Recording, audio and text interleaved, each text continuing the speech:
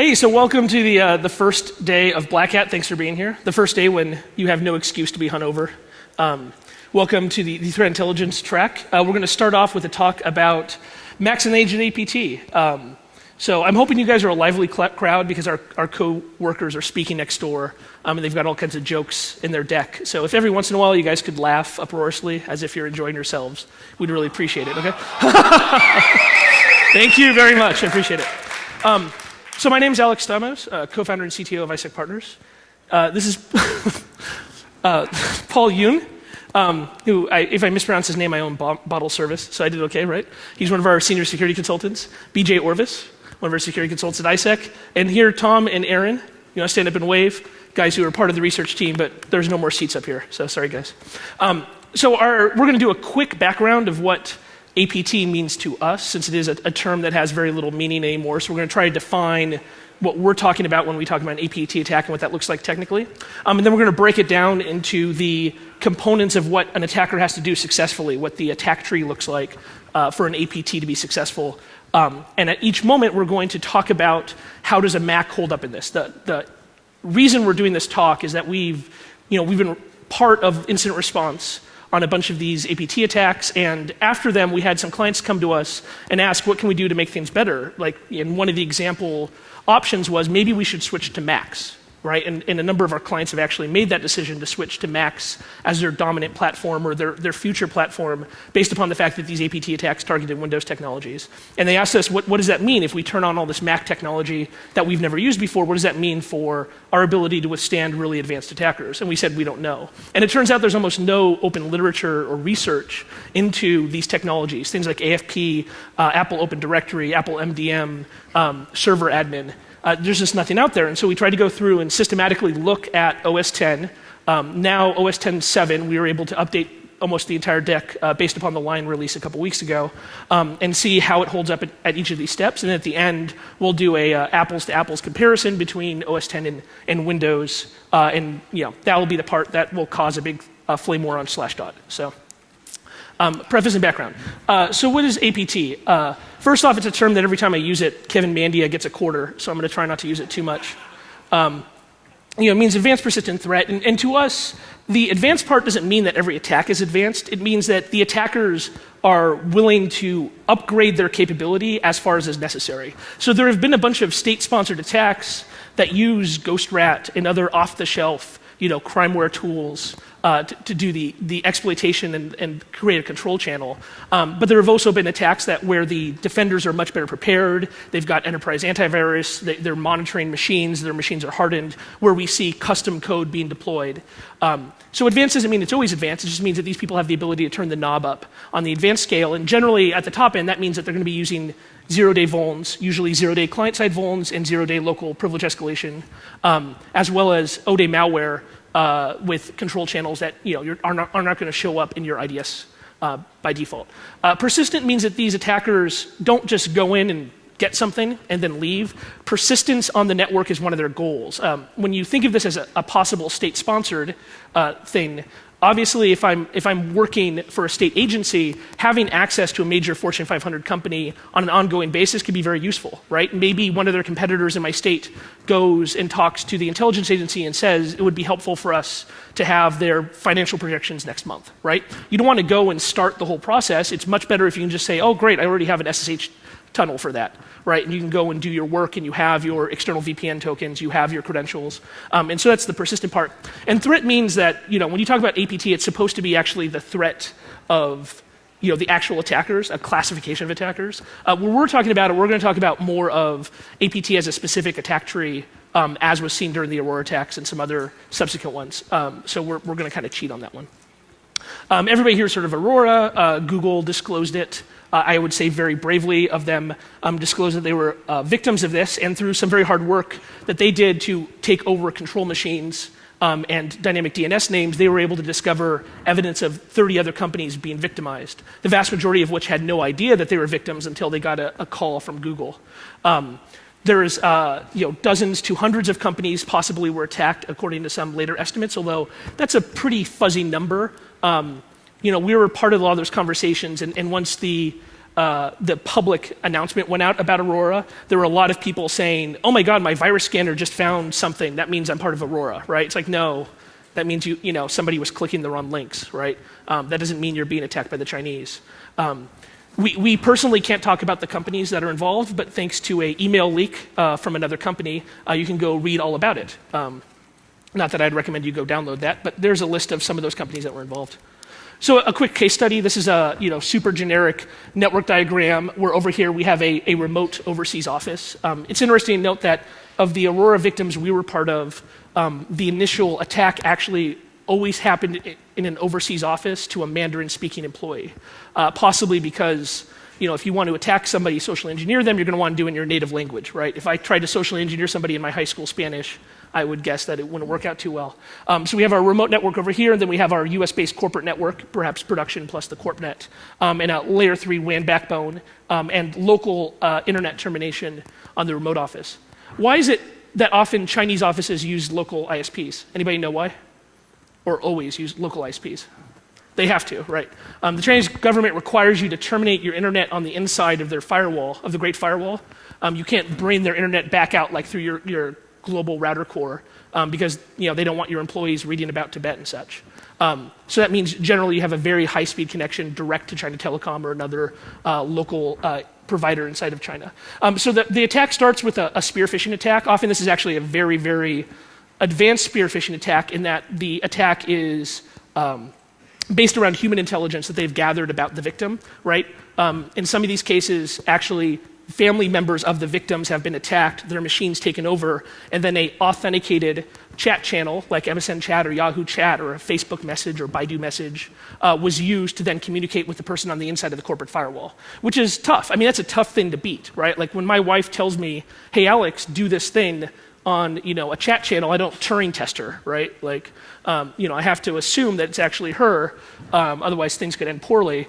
And so that kind of spear phishing attack is actually very difficult, especially with social networks where you're able to build an understanding of the relationship between the victim that you're using to get in and the final victim. The attacker gets this person to click on a link. They use an ODay client-side exploit. They establish a control channel outbound. They now have control of a domain-joined machine. And here is where it gets kind of cute. Their goal is now to escalate their privilege on the local domain, to become domain admin, at least in that local domain. There's probably about a dozen ways you can do this. The most popular is NTLM relay attacks. You can also do NTLM downgrades and then offsite cracking.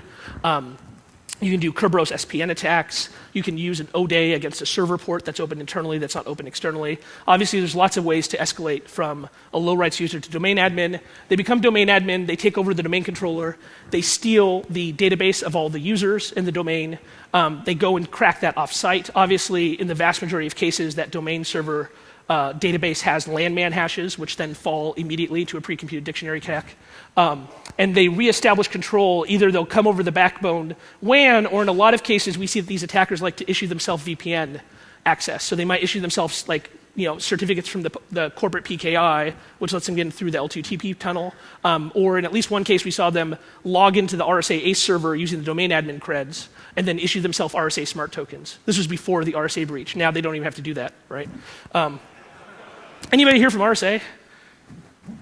Good. If you're saying you're not, then we're going to use RSA as our example for everything. Excellent. Now that they're inside the corporate network and they have everybody's password, right? It doesn't matter how good your password is, it's going to fall against that kind of attack, against the master database and the domain controller. They're able to, instead of going and directly attacking production, what generally happens is they find the people that have access to the data they want, take over their machines, and then access production from that machine as would be normally happen during a workday, which is a really tough thing to catch. Even if you're watching your logs carefully, if the CFO accesses your financial information, that doesn't set off any alarms, right? And they will exfiltrate. Often they will build a drop server within their overseas office, exfiltrate a ton of data into it, and then all at once exfiltrate out the local firewall, making it very, very difficult that even if, say, you have a network forensics device here or an IDS that catches that they're uploading gigs of data, you don't have a lot of time. Yeah, that clock's not ticking. You don't have a lot of time to react, to get that cut off. And if they do it in the middle of the night, when there's nobody on call that has the capability to cut off the internet to the Chinese office, then you're kind of toast. Cool. So let's talk about the first step here, social engineering.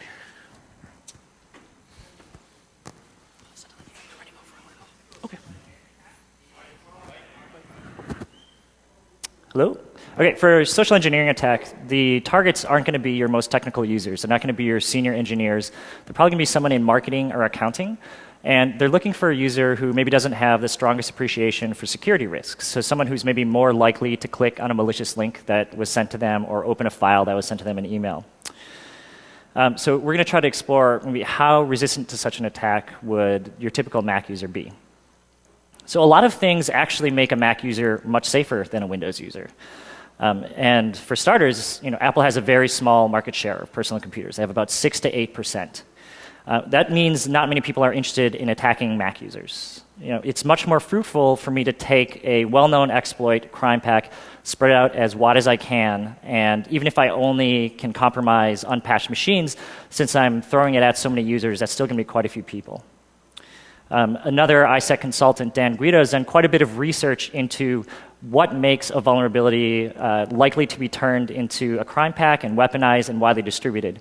And I encourage you to check out his research. But essentially, there are no crime packs that are very popular that target Mac OS X. That's starting to change, but for the large part, that's true. So when Macs have been targeted, it's typically been like a social engineering attack, like Mac Defender. So Mac users have been trained to feel safe for a very long time. There's a long history of not being exploited by attackers. It's much more common for binaries to be unsigned in OS X. So Mac users are getting used to clicking through running applications that aren't signed. Fewer Mac users are prone to run antivirus. This ESET study is referenced in a CNET article that shows only 20% of Mac users feel very vulnerable to cybercrime, as opposed to 52% of Windows users. Apple's marketing isn't really helping either. So Apple kind of perpetuates this feeling.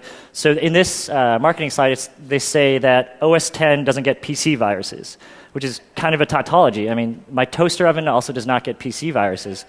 But at the same time, OS X it's not impossible to get malware onto a Mac. If Stuxnet has taught us anything, any computer system can be infected with malware. So if you search Apple's forums for instances of the word virus, you get a lot of conversations like this. So here we have a user wondering, do I have a virus on my MacBook? And this helpful response from a level 4 Mac user says, if you do, you will make history. There are no viri that can affect OS X. None, nada, zero, zilch, zero values, binary 0, all bits off, which is a really long-winded way for him to let us know that he's a little bit crazy. But I think Mac Defender has really reminded us that malware can exist on OS X, and on top of that, that Mac users may be susceptible to social engineering. So Mac users may be safer, but that doesn't mean that the operating system is more secure. In 2008, 14.3% of all operating system vulnerabilities were reported against OS X, which is more than any other operating system. There's a comparable number of CVEs that are reported against Apple and Apple products as Windows and Windows products. So, I mean, there's slightly fewer, but it's pretty close. So there is safety in numbers. There aren't many Mac users, but that's very different from having a more secure operating system. So let's bring it back to APT. Remember, these targeted attacks, they don't care what operating systems you're running. They're after your resources. So the fact that typically your personal Mac user isn't being attacked that often doesn't have very much bearing on the APT. Mac users haven't felt vulnerable to attacks in the past, and that might make them more susceptible to social engineering. And as we've seen, there are plenty of vulnerabilities that could be weaponized and used to exploit Mac users if someone bothered to do it. So BJ is going to talk a little bit about how those exploits might take place. OK. So once you have an initial interaction with your targeted user, you want to basically get a payload onto their system and try to exploit something, either the user or a piece of code that your payload is interacting with. I mean, very frequently, you have the web browser and several plugins, which have a long history of vulnerabilities. But you could also use a social engineering attack to try to convince the user to install your software on their system. So for example, you have Safari's safe files, which Mac Defender utilized in order to trick users into installing it. essentially, it was a drive-by download. The users they had to have the save files checkbox checked, and Safari would automatically unzip the download and automatically run installer.app, which would then open the package file that would install Mac Defender. At that point, the user would have to click through the installer and actually let the installer run normally. Basically, the point here is that Mac Defender and its variants triggered 4 to 5 times higher than the normal call volume at AppleCare. So while they fell for the initial exploit, they were aware that something odd was going on, but there's no reason why you couldn't write an exploit that once it installs, it just wouldn't do anything obvious to the user. So Apple has some attempts at mitigating drive-by downloads and determining what files are considered safe. When a web browser downloads a file, both Safari, Firefox, and the other browsers all basically mark a file as being in the file quarantine, which is a part of Apple's Launch Services API. It was first introduced in macOS 10.5, and essentially it allows the Finder and other launch service-based programs to, when the user double-clicks on the file, it pops up with a warning dialog and says, you download this file from the internet. Are you sure you want to run this or open this?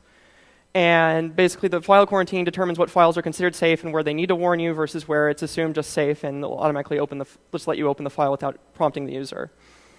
Also, then in 10.6, Apple added a signature-based malware detection feature that has a file called xprotect.plist that was used to, which basically contains some signatures in order to try and detect malware. When it first was released, there were only like 2 or 3 signatures.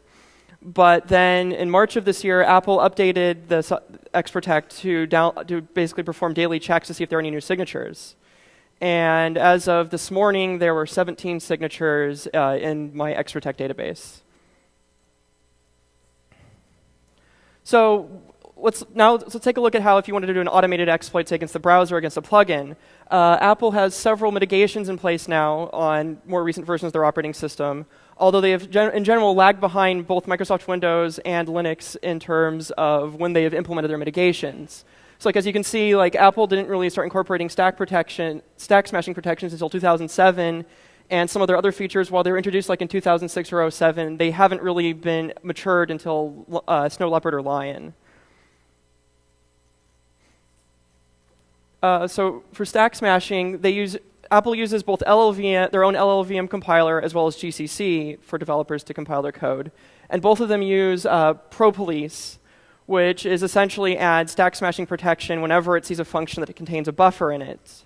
Apple also uses -d fortify source in 10.6, which can allow, basically the compiler will see using unsafe string functions and will attempt to harden them further, their use of them further.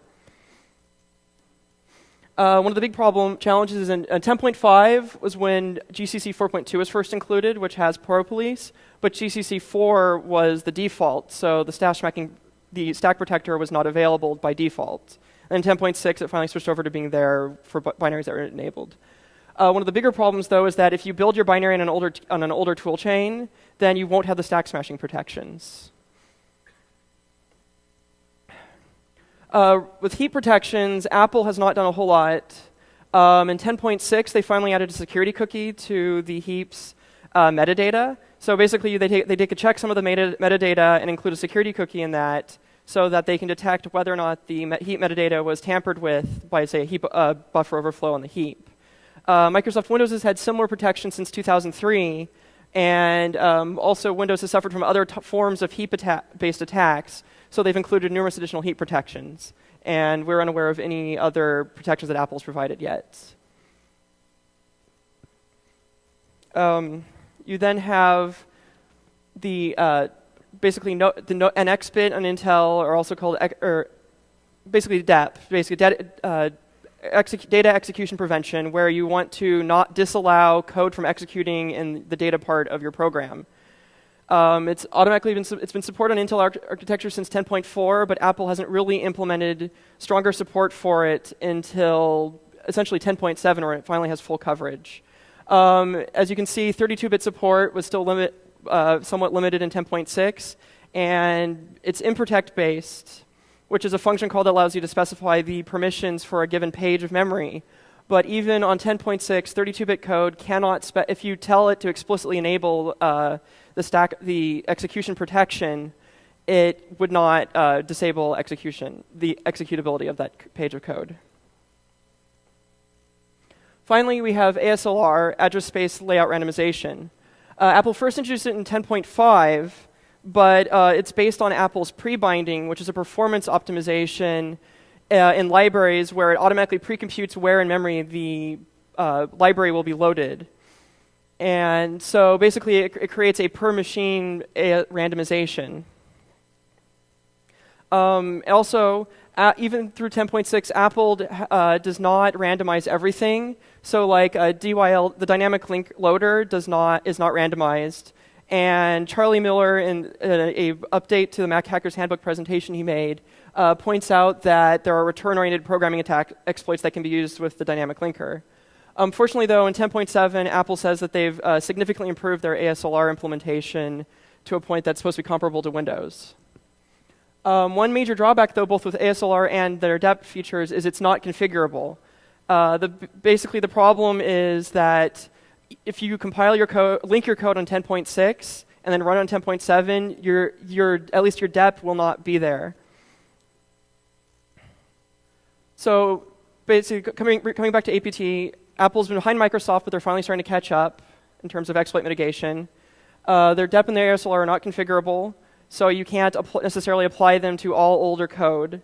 And they still have some, which leads to these backwards compatibility threats.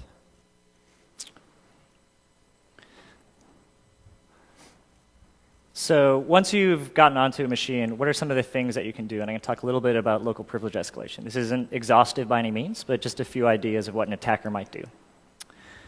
So of course, once you've compromised the machine, just like in Windows, you have access to that user's information. And that can include valuable things like email, browser history. Maybe if they're a developer, it might have some source code. So there's quite a bit that's immediately available. There's one particular file that might be of interest to an attacker, which is the login keychain. And the login keychain is kind of unique to OS X. There isn't really a common credential store in Windows that is comparable to the login keychain. The login keychain uses a salted version of your password and 1,000 rounds of hash to generate an encryption key to protect secrets in the login keychain. And although the hash is strong, remember that these attackers are quite advanced. So they could run a brute force attack against the login keychain offsite on like 1,000, 10,000 cores and have pretty reasonable chance of getting that password. And of course, users pick kind of bad passwords typically. So that attack might be very successful. So once I've had that user's password, if that low privilege user happens to be a sudoer, that's direct privilege escalation. Obviously, you can just sudo and run privilege commands. Even if they're not a high privilege user, you can decrypt the contents of that login keychain. Apple loves putting things into the login keychain by default. Like one example is if you create an encrypted volume in OS X, by default that encryption key is stored into your login keychain. So if I decrypt that login keychain, I'm going to have access to potentially network credentials, all kinds of credentials that might help me explore the rest of this corporation's network. So how else might I escalate privilege? Well, OS X has a pop-up that frequently will ask for privilege escalation. So this example on the screen is the software update privilege escalation pop-up. So Windows does something similar. It has a user interface privilege isolation screen, but that screen is probably harder to see. So this is that screen that pops up and takes control of everything. So in Windows, they use something called alpha blending, which kind of displays the rest of your desktop, but it's a bit grayed out. So that action is something that requires privilege in Windows. Only privileged users can take a screenshot and perform that action. So in theory, that would be much harder to fake. But Apple can't do that, because in Apple, on OS X, applications have transparency built in. So if they try to do something similar, there isn't a way to prevent another application from doing that as well. So take a quick look. So this is the actual software update. And this is a similar application with a slight difference. So instead of performing a software update, this application will just send your credentials to our web server in an HTTP GET. Again, UAC might be spoofable in Windows as well, but in Apple, they do make it pretty easy. So Apple has made quite a few improvements in 10.7, and we should mention them. So they've introduced several strong security features that would help prevent against local privilege escalation. So many of these features are based on techniques that were developed for iOS to sandbox applications and processes. And the application sandbox is one of those. Previously, an application would run with the privileges of the executing user. But now, with the app sandbox, data is handled in a per application container. Entitlements for applications have to be requested. They can be fine-grained and per session. So depending on which user is executing the application and what the user needs to do, those can change. And to break out of the sandbox, they have some tools like PowerBox, which is on Sandbox that is integrated with various pieces of UI, so like NS OpenPanel and NS SavePanel. So this is a list of some of the fine-grained controls that an application can request. So these entitlements include things to access network assets, personal information, and other portions of the file system. And temporary exceptions can also be granted for even higher privilege actions. Apple's also rolling out a more secure way to manage inter-process communication called XPC. And XPC will allow applications to sandbox dangerous functionality into low-privilege processes with separate address spaces. So the XPC service itself can't be escalated to root. And an example of what a use of XPC is QuickTime. So QuickTime Player puts a decoder service into a separate low-privilege process. So this decoder process is going to handle a lot of dangerous files, like movie files, which are a strong avenue for attack against QuickTime. These are completely under control of a potential attacker. But now if something goes wrong, even if that process is compromised, it's still running in a jail. It's still running as low privilege. So the functionality is also nice, by segregating out these helper processes. If that helper process crashes, it doesn't bring down the entire application. So Apple has worked very hard to make XPC and application sandboxing very easy for application developers to use. And we look forward to 10.7 when all applications will hopefully use these technologies. So let's bring it back to APT. So again, once you've compromised a local account, obviously the local data on that machine can be accessed.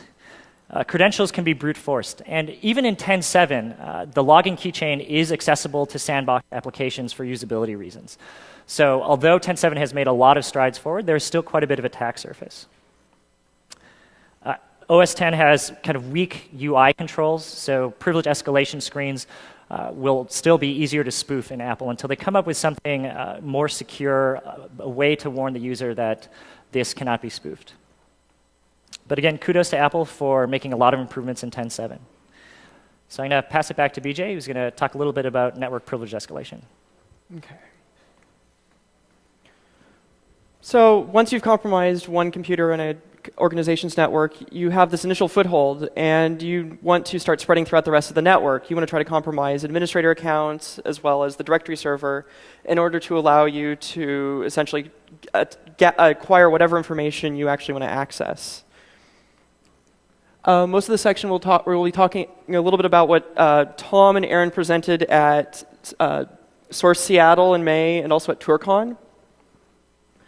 What we did previously was we examined the network administration protocols that were used in Snow Leopard server and also to manage basically enterprise Mac networks.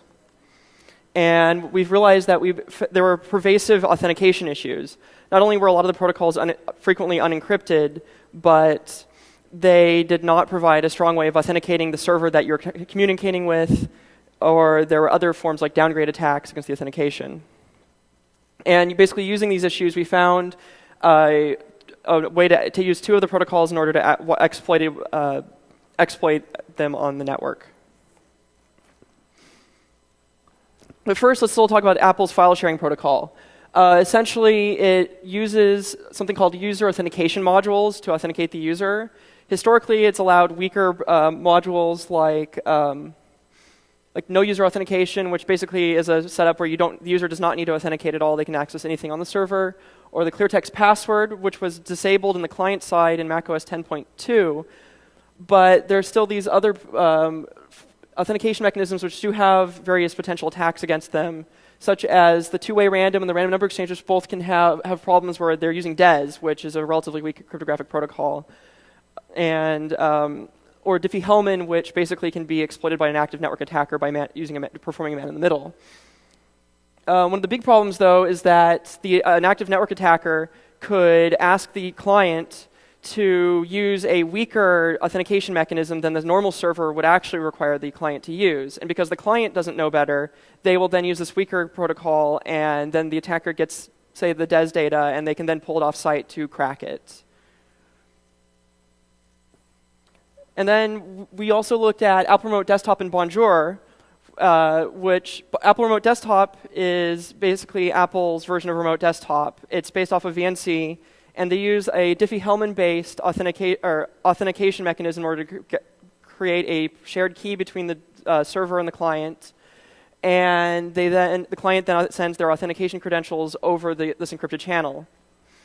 The problem here, obviously, is that Diffie-Hellman is essentially used anonymously, and the client doesn't do anything to guarantee that the server they're communicating with is the same server they've communicated with previously, or any form of other identification.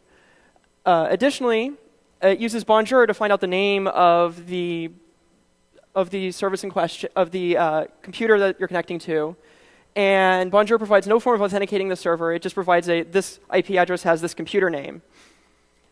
And it has problems in the RFC that explicitly state that that peers have to back off of their desired name if someone else takes it. So if I say I am Paul, and Paul sees this, he goes, oh no, I can't be Paul now. I need to be Paul too. And that way now I can start pretending to be Paul to other computers on the network. So we created a proof of concept of of using these two protocols to show one potential attack, and we called Bonjouf. Normally you have here a computer named File Server, and it's telling the network that it's running Apple Remote Desktop. When the administrator's client computer sees the server, it goes, oh, you're running a remote desktop. I know I can connect to you. And in the morning, the administrator, say, logs into their computer. They log into the file server once. And throughout the day, Remote Desktop will start gathering data log into the server and basically pull statistical information down from it. And at this point, it doesn't require any user interaction from the administrative user. So suppose an attacker injects himself into the network. He basically tells everyone to flush their Bonjour DNS cache. And he then says, my name is File Server. The real File Server goes, wait a moment, someone else has my name now. I better change my name. And this leads to the problem where the attacker now is the File Server. The real File Server now says its name is File Server 2. And when the administrator automatically tries to connect a File Server to gather statistical information about the running of the system, it sends the username and credentials to the attacker just automatically. The attacker then can grab these credentials and use it to pass the connection on to the actual file server, and then basically transparently allow the normal communication to run. The attacker then can log into the file server 2, and basically tell it, you need to change your name back to file server. And then it tells everyone on the network to flush your DNS cache again. And the original file server now goes, OK, my name is File Server. I'm running Apple Remote Desktop. Later, the administrator comes back to his computer, and everything seems to be running perfectly fine because he is talking back directly to the actual file server. So here's some sample output from our program. It basically just shows that we have our Bonjour server running. It receives a connection from a remote desktop. Performs the standard authentication with Diffie-Hellman, getting an AES shared key, and then it sees the credentials from the administrator. And a big point here is that no user interaction was necessary for this attack to work. So several of Apple's problems with Apple's network protocols include there's no standardized authentication mechanism or configuration. In Windows, they essentially have a way where all their major administrative protocols can use a standard framework for doing authentication to use NTLM v2 or whatever. And all of these, basically all of Apple's major administrative protocols suffer from some form of authentication weakness. Furthermore, Bonjour makes it really easy to do DNS poisoning locally, and the lack of authentication of the servers basically allows the attacker to steal credentials. So I'm going to pass it back to Alex. Hey, so this is the first time either one of these guys has been on a stage this size. So can I hear a round of applause for these guys? Because this is pretty intimidating. It's just a lot of smart people in the audience. Okay, so we're going to move on. These are going to be a little faster because these are a little less Apple specific, and then we'll do our little apples and apples comparison. So when you want to persist on the machine, it turns out there's lots of different ways you can persist on any of these operating systems, both legitimate ways like the creation of a startup item, the creation, modifying of startup scripts, the creation of new services, and also of modification of the underlying operating system in ways that aren't automatically caught. It also turns out there's some fun things in Apple. Specifically, they have the capability to do things like to attach AppleScript events to folders themselves. So you can theoretically build a user mode rootkit out of only AppleScript without writing any C code or running a service or doing any hooking, which is a lot of fun. At the network layer, once our attacker has done all this work, they've now escalated their privilege up. They want to be able to re-access the network whenever they want. Generally, like I've talked about before, so they like to issue themselves VPN credentials, which in a situation like that, doing that on an Apple machine that's hosting IPsec or LTP is obviously not a problem once you're an admin, or they go things like issue their own soft tokens and certificates. It turns out there's a long history of good research into userland rootkits on the Mac. And I just want to make a point here, because this is often lost on a BlackHat audience. There's a lot of talks here at BlackHat about the race to ring zero, right, of people going out and saying, oh, I wrote a better rootkit that you can't detect, and then somebody else saying, that person's stupid, I can actually detect it, and my rootkit's better. It turns out that nobody in the real world actually does any of that stuff, right? You never see blue pills, you never see people using hypervisor rootkits. You rarely see real state-sponsored attackers even going into the kernel. And it's because user mode rootkits have two benefits. One, they're easy to write, and two, they have fewer compatibility problems, right? Anybody here ever written kernel driver code? Yeah, it's a pain in the ass, right? And a big part of that is actually the QA portion. If you want to write a Windows driver, the number of different versions of Windows you have to QA it on to make sure you don't blue screen the box is pretty significant, right? Writing a user mode service is much faster, easier, and much less likely to create crashes that are going to indicate that you're attacking. And so I would expect that just like in the Windows world, when we see real APT attacks against Mac, we're going to see pretty reasonable user mode rootkits that do things like just name themselves like services that you normally see, right? And most likely will not get caught. So from a defender's perspective, what do we do from an incident response perspective when we're defending a Mac? There are commercial products that will each eat up HFS Plus, which is the standard very aged Mac file system based upon FFS from the Berkeley system days. Hopefully something gets updated soon. There are a bunch of things that will eat it. Ncase, is kind of the commercial standard. Also something I said lots of bad things about a couple of years ago, so I'll remind you of that. Blacklight is actually a Mac-based forensics product made by Blackback Technologies. That's actually quite a good product, at least when you run it on Macs, FTK. They all do reasonably good disk forensics. The real problem is that disk forensics is not how you fight APT anymore, right? If you're going in and you say, oh, this machine's talking over it's doing funny DNS requests to a server in China, and so we're going to pull this machine and we're going to image the hard drive forensically, and now we're going to examine it and we're going to look for all kinds of bad things. That's an 18-hour process, right? That is not fast enough to deal with these kinds of attacks. You do not have that window of time because that's a lot of time for them to say, oh, that machine dropped off. I'm going to go change my tactics, or I'm going to remove my malware, or I'm reading their email and I see that they hired a forensics guy, right? In-memory forensics, especially in-memory forensics that you can do remotely, is kind of the key thing, and it's something that there's been a lot of product development over the last couple of years for Windows. Mandiant has their own proprietary product that they use with their services. HB Gary sells Active Defender and Responder and a bunch of stuff that eats Windows. There's no real good equivalent on Mac right now. There are some people looking into it. There are people working on this from an open source perspective, and I can't announce anything because it's not my product, but hopefully they're going to be releasing something later. There's also no good way to check the integrity of a Mac operating system while it's dead. One of the funny things about OS X is when you install it, depending on the exact dot release of the hardware, it lays down different drivers and different EFI bootloader, right? None of which are signed. So unless you have the money to go out and buy every dot release of every Apple product, which the Apple guys up here would totally love if you do that for their stock price, unless you have that kind of money to go do that and then manually go rehash every time, there's no good hash set that you can use to check. And we've dealt with this. We've had clients bring us Macs where we have to go and do tons of manual verification where we go out and find the exact same model of product so we can clear a checkbox to make sure that that kernel driver is correct. So definitely not a lot of good options for incident response in the Mac right now. The other kind of fear is that there's a lot of state on any modern computer, but especially Macs, right? Apple loves to lean forward on hardware changes. I wouldn't say they embrace and extend, but they do love to sell you $50 Thunderbolt cables.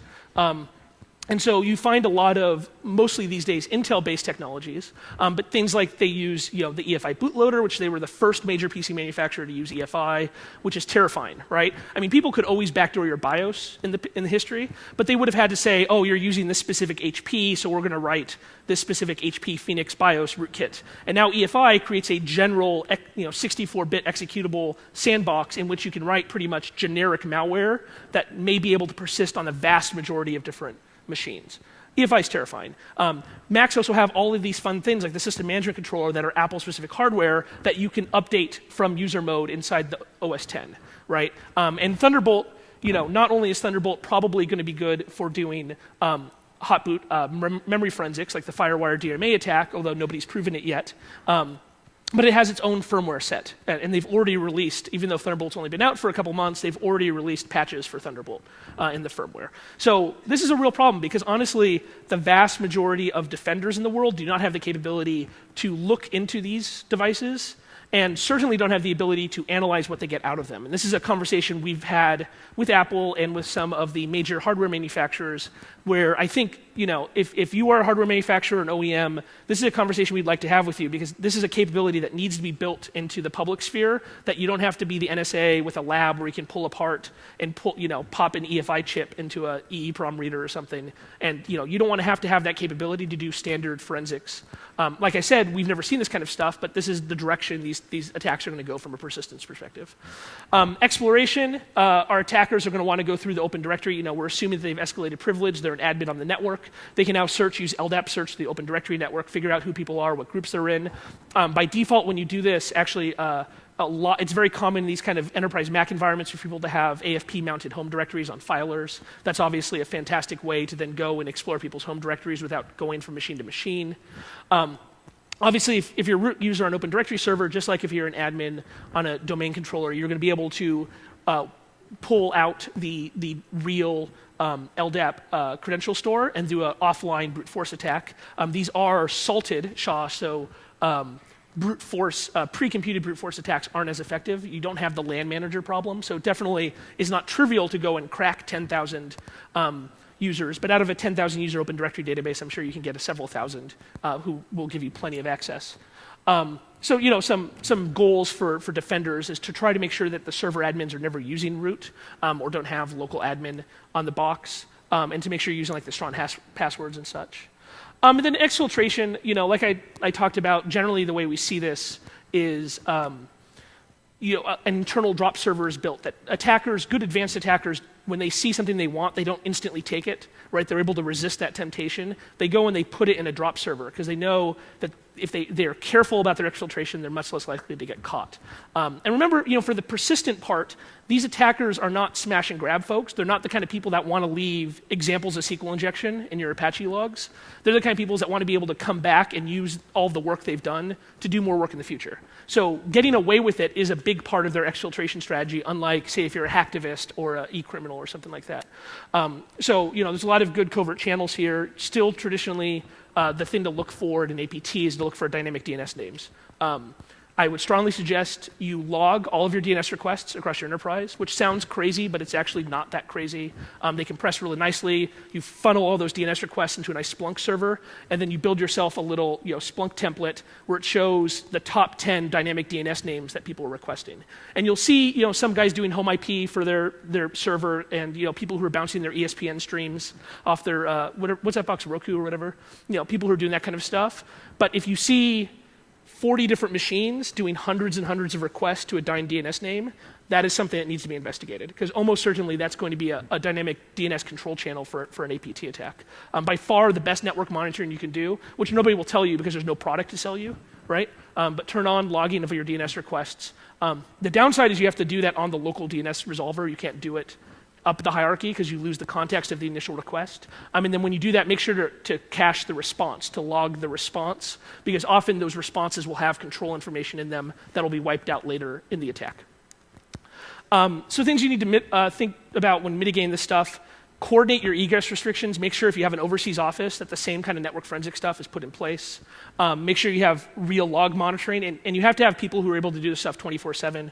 We dealt with an attack where we called him the Grinch because all of the exfiltration happened on Christmas Eve. And because they knew that nobody would be watching their logs. And when they came back on January 2nd, it was obviously 7 days too late. From a long-term perspective, outside of the Mac, big enterprises who care about playing at the state-sponsored level need to really rethink their global architectures.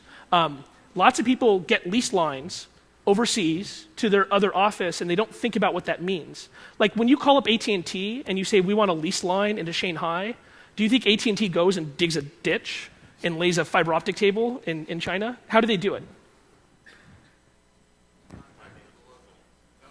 Yeah, they call up the local telco, and they have an MPLS peering agreement with them, and they turn up an MPLS tunnel that terminates, that they buy on overseas cable and then terminates somewhere locally, and now is traveling through China Telecom or Etisalat or some other state-owned telecom company. That data is not encrypted. All there is there's a little tag on the front of that layer 2.5 protocol saying this belongs to this company. Everything's in plain text. Anybody here ever work as like a router engineer at a telco? There's got to be somebody, yeah. You can see a lot of crap, right? Like if you go and you look in a span port, there's an amazing amount of backbone traffic inside of massive Fortune 500 corporate networks that goes completely unencrypted under the ocean and through countries that you maybe don't trust. And so that's the kind of thing you got to think about that's outside of Macs, is who are you trusting to transit that kind of traffic, and what can they do if they have the ability to inject traffic in there? Can they take over arbitrary IP addresses? Can they inject OSPF routes and take over different parts of your network? Think about that. Okay, so that's the conclusion, the comparison. Here's our copyright violation of the day. We threw this in, so just in case the Apple lawyers called, we'd give them an easy win, right? In each phase of this APT, how does OS X stack up? And obviously our basis of comparison here, since we don't have an SI unit of security, our basis of comparison is going to be Windows. And for our comparison here, we're going to say, this is if a client came to us and said, hey, Alex, I want to rebuild my network from scratch. And they said on Windows, and I want to rebuild the Mac network. What's the best you can do? So totally patched the newest versions of these operating systems and hardened as much as reasonably possible without like modifying the OS or hooking into stuff, right? So what happens here? So in the initial exploitation perspective, this is where OS X has really caught up over the last couple of years. They've put a huge amount of work into making writing exploits hard for an obvious reason that this is one of the only parts of APT that actually also affects normal home users. And so if you're a consumer-based product company and you're thinking about security, then if you want to secure your consumers, this is where you want to focus on. We have a question mark because there hasn't really been any good open research into the heap. I'm sure there's lots of research in interesting languages on SVN servers places, but there's nothing open research in English that we could find on the current heap hardening stuff that's gone into 10.7. So I think this is going to be kind of a proof is in the pudding. We'll see how easy heap exploits are written for 10.7 over the next couple of months. But for the most part, we've pretty much OS X's pulled even, or in some cases is slightly better than Windows. The one problem here, though, is that OS X makes these decisions on what security anti-exploit technologies are used on compile and link time, right? So to get all of the benefits of OS 10.7 security, you have to have the software compiled on 10.7 with the latest Xcode, right? So we're really, as consumers, not going to see all the benefits of these things until all of the ISVs go out and rebuild their software on top of 10.7, which is a downside. On Windows, you have the ability to set, either through GPO or a tool called emit, to set rules of you are going to use anti-exploit technologies. And if you take an NT4 binary and run it on Windows 2008 R2 and all that stuff's turned on, it's going to crash. But at least it's crashing securely, right? Nobody's going to be able to exploit it. And so, as an administrator on Windows, you have the ability to say, don't let anybody do something stupid, and if they do something stupid, kill them, right? Whereas on a Mac, that's on a binary for binary basis. From a local privilege escalation perspective, OS X's done a lot of great work on their sandbox. It's some technology they backported from iOS. And I think actually this is where they're going to start to show a lot of benefit over Windows in the long term. The problem on the Windows side is, while it's totally possible to isolate your privileges, your processes, right? So you can call create process, and when you call create process, you can give it an NT security token, and you can use privilege masking on that token to make sure that that lower process can't do anything, right? This has been doable since NT4. There's no magic to it. But the problem is Microsoft doesn't really make it easy. It turns out that dropping privileges is not the hard part of writing an isolated sandboxed application. It's getting that application to do the stuff that the user wants it to do while inside the sandbox. And to do that, you have to create a broker process, and you have to have a secure way of talking to it. So often we see people will come up with their own kind of RPC mechanism and their own serialization and marshalling mechanism, and then they run that over like a named pipe, because you can't use COM in that situation for some interesting reasons. But doing that is tough. And so if you're Google, and you're writing Chrome, you can go buy green border technologies and roll those guys into your development process and build that. And if you're Adobe, and Acrobat and security is absolutely the thing that is critical to the future of the Acrobat line, you can pay the money necessary to hire those people to do that work. But the vast majority of Windows ISVs are never going to do that, right? They don't have the motivation, nor do they have the skill set to do that kind of really low-level Windows programming. Whereas on OS X, they've made it really easy. By default, you make an Xcode project. It's in a sandbox. Most of the stuff you want to do, accessing the network, accessing files in the home directory, they've already created brokers for that, or abilities to request those privileges in a way that you don't have to write a bunch of complicated code. And by default now, if you get an app out of the Mac App Store, it has to run in a sandbox. So I think we're definitely seeing, this technology could become very Orwellian. This is the way that one day, Steve Jobs could announce that you're not allowed to run arbitrary software in OS X, which would not be a good day. But certainly, hopefully, it's only used for good, and we'll end up with more and more sandboxing. That being said, local privilege escalation on both platforms is still pretty doable for most attackers. And on Mac, the logging keychain is definitely a problem. Windows doesn't have this problem. If you're running in low IL as a normal user, there's nothing you can grab off the machine that you can do an offline brute force attack to recreate either the NTLM hash or the original password. Then you have this thing called dpappy, but it intermixes a bunch of entropy from other parts of the system so that you can't do that kind of brute force. And hopefully Apple fixes that in the future. How are we doing time-wise? Got a couple minutes. 52. Network privilege escalation, this is where it gets really bad on the Apple side. This is also, I think, the heart of APT. When people come to us and say, how do I defend myself against a state-sponsored attacker, a really good attacker, we say you actually have to ignore the first couple steps here, because in any organization of reasonable size, let's say over 50 people, there's going to be somebody dumb enough to be socially engineered into just installing software. Right? You don't need to, and most people get malware because they intentionally install it, because it gives them pretty kittens that sit in the bottom corner, or it changes their cursor, or they like the screensaver, right? And so at an organization, at a company of thousands of employees, you have to assume that one of them is going to get tricked to install malware, and that there'll have to be no exploitation, no local privilege escalation, yada yada. It's just done, right? And so this is where you have to start. Making sure that from, Bob the assistant, you cannot become Sally the domain admin, right? And that's the step that you can monitor. It's a step you can harden. But unfortunately on Macs, it's also the step that's pretty much trivial for attackers.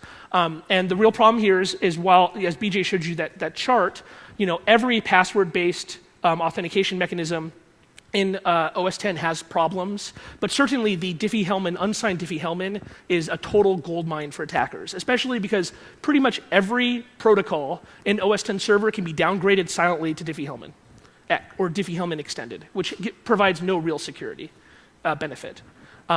So that's it. That's the game. And there's no way to turn that off. There's no way to say, there's no equivalent of curb only. There's no little drop-down box that's the equivalent of NTLM v2 only, right? Game over. All of those things are downgradable. And we've always had man-in-the-middle attacks. We've got ARP spoofing, we've got DHCP spoofing, we've got DNS poisoning attacks. But the great thing on Apple networks is with MDNS, it's very, very easy and simple. You don't even have to be root locally to do it. And there are situations in which those attacks could actually be routed across the layer 3 router, so you don't have to be link local. The other great part is if you have link local IDS installed, I guarantee they are not keeping a state table of the correct bonjour addresses, right? That's not something that the $10,000 link local IDS sensor is spending any time on. So an MDNS attack almost certainly will go under the radar. And maybe this wasn't clear, but these things happen automatically. An AFP mount happens automatically. You do the poisoning, it renegotiates, you get the password, and then you go back and you say, fine.